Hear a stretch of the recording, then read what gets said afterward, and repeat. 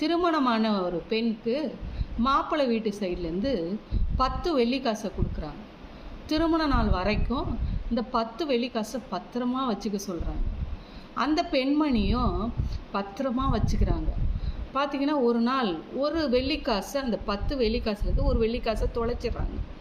தொலைச்ச உடனே போன உடனே எல்லா இடங்களிலும் தேடுறாங்க.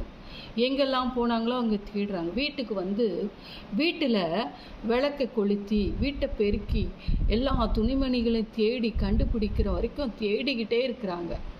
ஏன்னா இதை எப்படியாயிலும் மாப்பிள்ளை வீட்டு சைட்லேருந்து அவங்க கொடுத்த அந்த காரியத்தை கரெக்டாக கொண்டு போய் அவர்கிட்ட காட்டணும். அப்படி இல்லைன்னா இந்த வீட்டில் இருக்கிற இந்த பெண்ணுக்கு ஒரு பொறுப்பு இல்லைன்னு சொல்லி ஒரு பட்டம் கட்டிடுவாங்க. அதுக்காக இந்த பெண் ஜாக்கிரதையாய் தேடுறாங்க. எப்படியாயிலும் அந்த வெள்ளிக்காசை மாப்பிள்ளை கொடுக்கணுமே, மாப்பிள்ளை வீட்டார்கிட்ட கொடுக்கணுமே, என் பொறுப்பை பற்றி அவங்களுக்கு தெரியணுமேன்னு சொல்லி அவ்வளோ ஆவலாக தேடுறாங்க. கடைசியில் அந்த வெள்ளிக்காசை தேடியும் கண்டுபிடிச்சிடுறாங்க. மாப்பிள்ளை வீட்டுக்காரங்க வராங்க. அந்த வெள்ளிக்காசை கொடுத்த உடனே அவங்க ரொம்ப சந்தோஷப்படுறாங்க. இந்த 10 வெள்ளிக்காசை பொறுப்புள்ள ஒரு பெண்மணியாக அவங்க ஏற்றுக்கொள்கிறாங்க. அப்போ பார்த்தீங்கன்னா ஒரு வெள்ளிக்காசை ஜாக்கிரதையாக தேடுறாங்கன்னு வேதத்தில் எழுதியிருக்குது. அப்போ ஆண்டோடைய வார்த்தை சொல்லுது, முதலாவது தேவனுடைய ராஜ்யத்தை அவருடைய நீதியை தேடுங்கள்னு இருக்குது.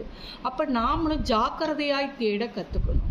நம்ம எப்படி ஜாக்கிரதையாய் தேடணும்? இந்த பெண்மணியை போல நாம் என்ன பண்ணோம்? விளக்கை கொளுத்தி வீட்டை பெருக்கி அப்படி ஜாக்கிரதையாய் தேடினாங்க. அப்போ பாருங்கள், தேடுகிறவர்கள் தான் கண்டுபிடிக்க முடியும். நாம் தேவனை தேட கற்றுக்கணும். அதிகாலையில் தேவனை தேடுகிறவர்களுக்கு ஒரு ஆசீர்வாதம் இருக்குது. காலைதோறும் அவரை தேடுறவங்களுக்கு ஆண்டவர் ஐஸ்வர்யமும் கனமும் நிலையான பொருளும் நீதியும் என்னிடத்தில் உண்டுன்னு நீதிமொழிகள் புஸ்தகம் சொல்கிறார்.